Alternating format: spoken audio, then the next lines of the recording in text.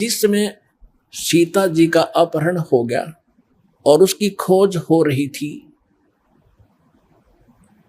कोई पूर्व में ढूंढ रहा था, कोई पश्चिम में खोज रहा था, कोई उत्तर, कोई दक्षिण में। जैसे किसी की गाय गुम हो जाए, कोई इधर घूम रहा है, कोई इधर ढूंढ रहा है, कोई ऐसे हो रहा है, ऐसी दशा थी। अब यहाँ इस कथाओं से आपको बहुत सा निर्णय मिलेगा, और आपने ये कथा खूब सुन रखी थी पर इनका निष्कर्ष नहीं निकाला था। अब जैसे जड़ी बूटियां रखी हैं और उनकी गुण भी लिख रखे हैं, बड़ी अच्छी हैं, लेकिन उनसे औषधि बनाने वाला जब तक नहीं मिलेगा तो उन जड़ियों से क्या लाभ है, उनके ज्ञान से भी, उनकी कथाओं से भी। आपने ये भी सुना होगा कि जिस समय श्री रामचंद्र जी की सीता उठा ली गई थी और वो पेड़ पौधों से भी लिपट लिपट कर पूछ रहे थे, डकरा रहे थे, रो रहे थे, पशुओं से भी गले से मिलकर पूछ रहे थे, आपने मेरी सीता देखी। आकाश से कहते हैं भगवान शंकर और पार्वती ऊपर से देख रहे थे कि नीचे कौन रो रहा है। तो भगवान शंकर ने उनको प्रणाम किया ऊपर से ही, क्योंकि ब्रह्मा विष्णु शिव ये तीन भाई हैं। ब्रह्मा जी बड़े हैं, विष्णु जी बीच वाले हैं, शंकर जी सबसे छोटे हैं। और पार्वती जी तो शंकर भगवान को सुप्रीम पावर मानती थी। एक तो पति परमेश्वर, फिर महादेव नाम से जाने जाते थे। तो पार्वती जी ने कहा कि आप महादेव होकर के किसको नमन कर रहे हैं? कि सामने त्रिलोकीनाथ भगवान विष्णु है, नीचे उनकी पत्नी सीता को कोई उठा ले गया है, वो लीला करने आए हुए। अपने बड़े भाई यानी भगवान को, विष्णु भगवान को मैं प्रणाम कर रहा हूं। अब पार्वती जी ने सोचा कि भाई भगवान रोए, ये दोनों बात नहीं हो सकती। यो रामचंद्र दशरथ पुत्र है, ये रो रहा है, भटक रहा है, इसको आप परमात्मा कह रहे हो। भगवान शंकर बोले, पार्वती आप नहीं जानते, ये सचमुच ऐसा ही है, इनको अब नहीं कोई पहचान पा रहा है। तो पार्वती ने कहा कि मैं परीक्षा लूंगी और सीता रूप बना कर जाऊंगी, यदि ये मुझे पहचान लेगा तो मैं मान लूंगी वो भगवान है, और नहीं तो मैं कतई नहीं मानू। तो भगवान शंकर ने कहा कि यह गलती मत करना, यदि तूने सीता रूप बना लिया तो तू मेरे काम तो गई, तू मेरे बड़े भाई की पत्नी का रूप बनाओगी तो मेरे लिए पत्नी रूप में स्वीकार्य नहीं रहेगी, तो माँ के तुल्य हो जाएगी। उस समय तो पार्वती ने कहा कि ठीक है, नहीं मैं नहीं जाऊंगी जी। अब शिव जी गए सैर सपट्टे को, और आदत है ये, इस मन का स्वभाव है कि क्या पता चलता, अभी 2 मिनट में परीक्षा लेकर आती हूँ। सीता रूप बनाया, रामचंद्र जी के सामने खड़ी होगी, जिधर से रास्ते में खोजता हुआ जा रहा था। रामचंद्र जी ने कहा कि हे दक्ष पुत्री माया, हे राजा दक्ष की बेटी, आप भगवान शंकर को कहाँ छोड़ आई, अकेली कैसे वन में? तो शर्मिंदा हुई और कहा कि सचमुच शंकर भगवान जी आपको ठीक ही प्रणाम कर रहे थे, नमन कर रहे थे, आप तो सचमुच भगवान हैं। अपने आत्मा यहां देखना एक पॉइंट सोचने का है। श्रीमद् भगवत गीता अध्याय नंबर 7 के श्लोक नंबर 6, 7, 8 में स्पष्ट किया है कि ये काल बोलता है गीता को, जो ब्रह्मा विष्णु में इसका पिता है। ये कहता है कि अर्जुन, बुद्धिमानों की बुद्धि और बलवानों का बल मेरे हाथ में है, जब चाहे स्विच ऑन कर दूं इनकी बुद्धि का, और जब चाहे ऑफ कर दूं।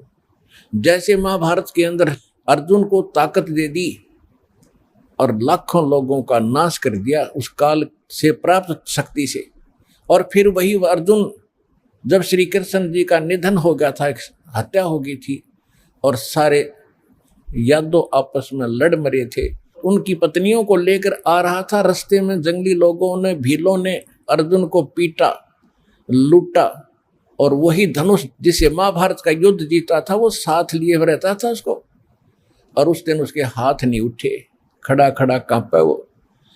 जब सारा काम हो लिया, वो भील भ्याल पीट कर लूट कर कुछ औरतों को भी ले गए और चले गए, तब अर्जुन कोस रहा श्री कृष्ण जी को कि श्री कृष्ण बड़ा धोखेबाज था, इसने हमारे साथ बड़ा धोखा किया है। पहले तो मुझे शक्ति दे दी और ना जाने कितने जीवों का नाश करा मैंने, और आज मैं खड़ा खड़ा पिट रहा हूँ, वही अर्जुन हूँ और वही गांडीव धनुष है मेरे पास, आज ये मेरे से प्रतिज्ञा भी नहीं चढ़ाई जा रही इसकी। तो परमात्मा ने बताया कि ना श्री कृष्ण धोखेबाज था, ये सारे इस काल के अधीन हैं, इसके रिमोट से चलते हैं। तो उसी ने काल ने जब विनाश करना था महाभारत का, तो अर्जुन को ताकत दे दी और फिर वापस ले ली, उसने अपना काम करा दिया जो करना था नाश। अब अर्जुन कितना पिट्टो। इसी प्रकार ये कहता है बुद्धिमानों की बुद्धि मेरे पास है। अब जब श्री रामचंद्र जी की खुद पत्नी गुम थी, उसका तो पता नहीं उसने कौन उठा लेगा, ढूंढते फिर जैसे गायें गुम हो जाया करे। हर वह पार्वती पहचान ली, तू तो पार्वती है, सीता नहीं है, तो वहां उसकी ऑन कर दी और फिर ऑफ कर दी, ये खा धक्के। अब क्या होता है, अब हनुमान जी ने छलांग लगाई, एक सिद्धि है जो आकाश में उड़ जाने की प्राप्त हो जाती है। आकाश मार्ग से जाके वो लंका में प्रवेश हुआ हनुमान जी। उनको कुछ आभास हो गया था, किसी जटायु नाम के एक पक्षी ने बता दिया था कि लंका का राजा रावण उठा कर ले गया है, इसलिए वहां जाने की और किसी में हिम्मत नहीं थी। सूरवीर बलवान थे, हनुमान जी ने कहा कि मैं जाऊंगा तो कुछ ऐसी निशानी दो मुझे ताकि मुझे पहचान सके कि मैं ऐरा गहरा व्यक्ति नहीं हूं, मुझ पर विश्वास करे माता। तो कहते हैं रामचंद्र जी ने अपनी छाप दे दी, अंगूठी निकाल के उस पर नाम लिखा था उनका, और उसको सीता खूब पहचानती थी। उधर से सीता को घना दुखी कर ही रखा था, सता रखा था रावण ने, एक नौलखे बाग में छोड़ रखा था और उससे रोजाना यातना दिलाता था और अपनी पत्नी बनने की स्वीकृति वो उससे करवाना चाहता था, वो उसने स्वीकार नहीं की। और रावण को एक श्राप लगा हुआ था कि तू कभी किसी औरत के साथ बलात् नहीं कर सकेगा, स्वेच्छा से कोई संपर्क हो तो वो अलग बात है, लेकिन तू किसी का ऐसे जबरदस्ती नहीं कर पाएगा, नहीं तो गल जाएगा तू। इस डर से वो जबरदस्ती नहीं कर पा रहा था और उधर से उसको पीड़ित कर रहा था कि स्वयं यश कर दे, लेकिन वो सीता ने नहीं किया था। एक वृक्ष के नीचे बैठी थी और अपने कर्मों को कोस रही थी। छोटा सा रूप बनाकर एक बंदर का हनुमान जी उसी वृक्ष के ऊपर बैठ गए थे। यातना देने के लिए औरतें आई थी तो भी उसने देखा था। जब वो चली गई उसके बाद फिर हनुमान जी ने ऊपर से वह अंगूठी डाल दी। वो तो राजदूत बनकर गए थे। जब अंगूठी देखी सीता ने, तो आपने कथाएं खूब सुन रखी हैं, ज्यादा ना सुनाऊंगा, तो उसने सोचा कि ये बंदर अंगूठी उठा कर लाया तो मेरे पति की मृत्यु होगी। तो उसने पूछा, तो फिर वो नीचे आया, अपना थोड़ा ठीक सा रूप बना के खड़े हो गए और कहा, माता मैं ऐसे ऐसे रामचंद्र जी ने भेजा हूं और ये कहानी है। अब कहने का भाव ये है कि वो जो कुछ भी उसने उद्मस्ता रहा हो तो आपने पता ही है, हनुमान जी ने नौलखा बाग भी उजाड़ दिया उसका और सारा कुछ कर दिया। क्योंकि आज कथा का विषय कुछ अन्य है, इसलिए यहाँ लंबा प्रकरण नहीं करूँगा। तो उसमें हनुमान जी ने कहा कि माता मुझे भूख लगी है। तो उसने कहा, इस बाग के किसी वृक्ष के फल को तोड़ के मत खाना भाई, नहीं तो मेरी पिटाई होगी। मेरे को आदेश है, कोई फल गिर जाए तो खाना, तो टूटा हुआ अपने आप तोड़ के नहीं खाएगी। तो हनुमान जी का उठा गुस्सा, उसको गुस्सा हुआ। उसने कहा ठीक है, पहले तो सारे तोड़ तोड़ कर फल खाए, फिर वह पेड़ पड़ पड़ कर समुद्र में फेंक दिए। उनको पता चला तो युद्ध हुआ, अपने पता ही है काफी। फिर लंका भी फूक फाक थोड़ी बहुत जड़ाका आ गया। और उस समय क्या कहा कि माता जी तो आप मुझे कोई ऐसी निशानी दो जिस निशानी को मैं श्री राम को दिखाऊं और वो विश्वास कर सके हाँ सीता जी की है, खोज पक्की होगी। क्योंकि इतना समुद्र को पार करके आना है, वैसे नहीं आएंगे वो। तो सीता ने अपना एक कंगन निकाल के दे दिया, कंगन हाथ में जो पैर रखा था सोने का, और कहा भाई इस चूड़ी को दिखा देना, वो खूब समझ जाएगी। अब वो कंगन लेकर हनुमान जी ने फिर छलांग लगाई। उस दिन वो ऐसे स्थान पर आके उतरा जहां पर एक ऋषि की कुटिया थी। वो ऋषि कौन थे? मुनिंद्र ऋषि स्वयं परमेश्वर थे। वहां सुंदर बाग लगा हुआ था, कुछ क्षेत्र में एक सुंदर सरोवर भरा था जल का। तो सुबह सुबह का समय था। हनुमान जी ने सोचा कि बहुत मनोरम स्थान है और यहाँ कुछ स्नान करूंगा, सामने बाग सुंदर फलों से लदबद है, आहार करूंगा, और फिर ऋषि जी भी साथ में है, इनके दर्शन करूंगा, पहले स्नान कर लेता हूं।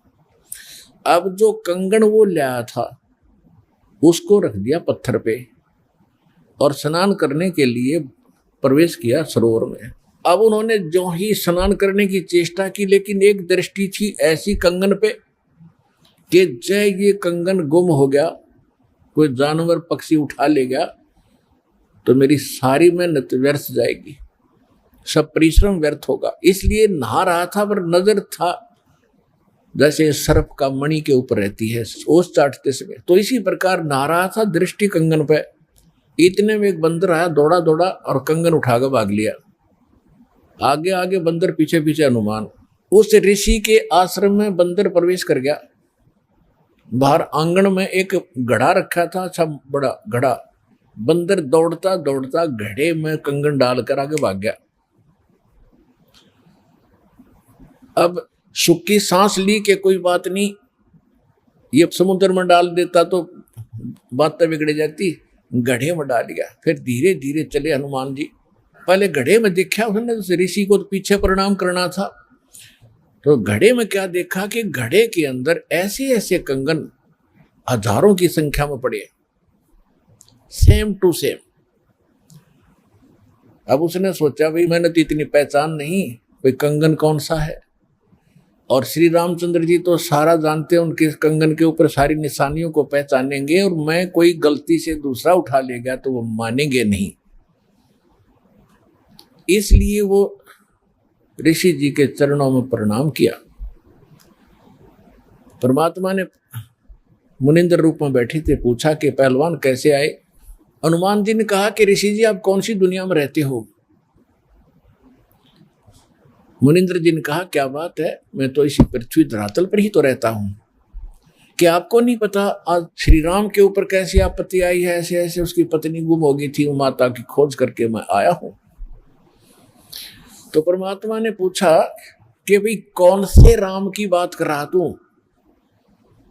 वो कहता है अच्छा कमाल करते हो ऋषि जी, आपको यही नहीं पता राम कौन है।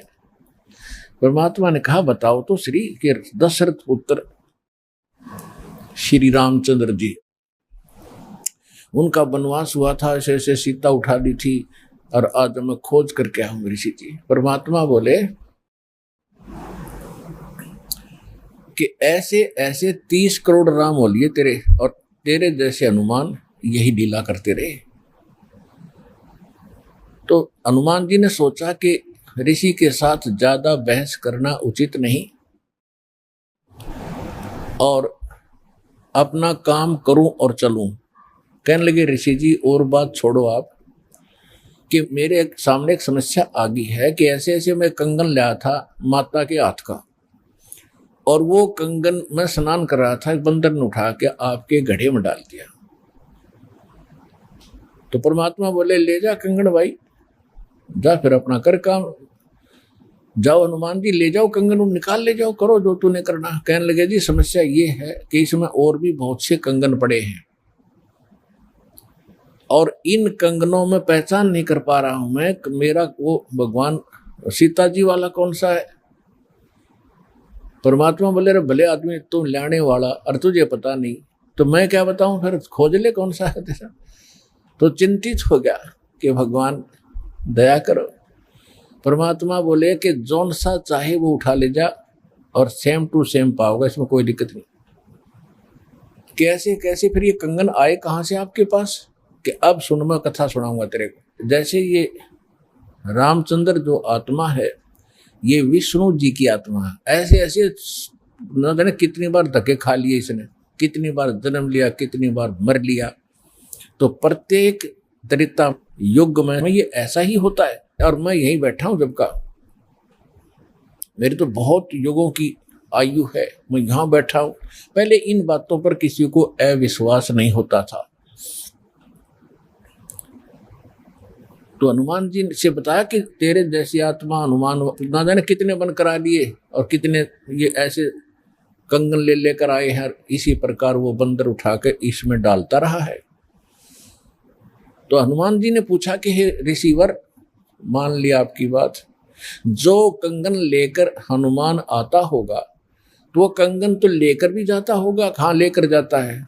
इस घड़े में मेरी आशीर्वाद से ऐसी पावर है कि डुप्लीकेट कॉपी तुरंत बना देता है, एज इट इज, 1 के 2 कर देता है। और नहीं विश्वास है तो ले ये कटोरा उठा के कोई दिया, ले इसमें डाल के देख ले। हनुमान जी ने कटोरी उठा के उसमें डाली, तुरंत 2 होगी, 1 जैसी। अब वो दोनों को देख रहा कि सचमुच ठीक है। तब हनुमान जी को कुछ विश्वास हुआ कि संत नहीं, ये कोई और ही महापुरुष हैं, बड़े सिद्धि युक्त हैं और सारी कथा को सही जानने वाले हैं। लेकिन कहा महाराज मैं आपकी बात से सहमत हूं, होगा कोई और भगवान, पर अब मुझे समय नहीं आपकी सारी बात सुनने का, क्योंकि मैं परमार्थ के काम में लगा हूं। परमात्मा बोले भाई ठीक है, ले जाए, कोई कंगन निकाल ले जाए बेटा, सारे एक जैसे मिलेंगे। वो उठा कर ले गए कंगन को। लेकिन हनुमान जी को फिर भी विश्वास नहीं हो रहा था। जब श्री रामचंद्र जी को दिखा दिया और रामचंद्र जी ने ओके कर दिया, जब हनुमान जी को संतोष हुआ कि 3100 की 100 सच बात हो, वो उधर से वो ऋषि की घटना भी नहीं भूल पा रहा था, उधर से फिर युद्ध भी शुरू होना था। कहने का भाव ये है, बात फाइनल होगी कि सीता वहां है, सारे लक्षण बता दिए, और वो कंगन को देखकर रामचंद्र जी को विश्वास हुआ।